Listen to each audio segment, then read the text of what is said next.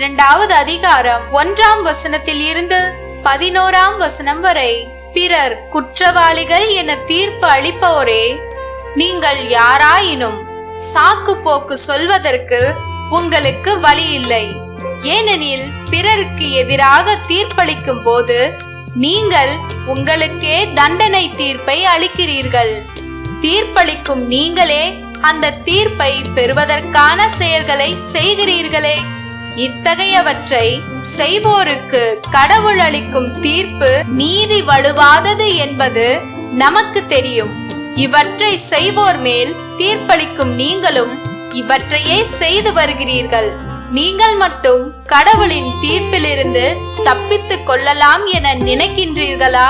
அல்லது அவரது அளவற்ற பரிவையும் சகிப்பு தன்மையையும் பொறுமையையும் ஏளனம் செய்கிறீர்களா?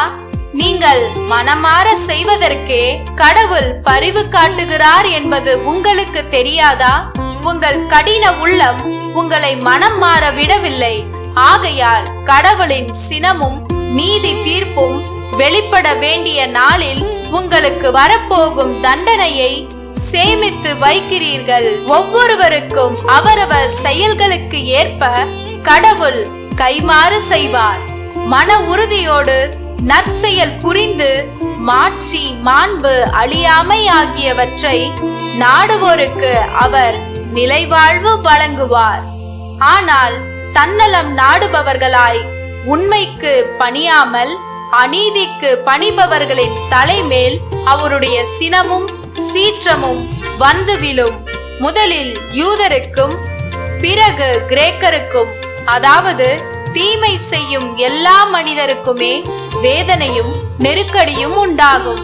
அவ்வாறே முதலில் யூதருக்கும் அடுத்து கிரேக்கருக்கும், அதாவது நன்மை செய்யும் அனைவருக்குமே பெருமையும் மாண்பும் அமைதியும் கிடைக்கும்.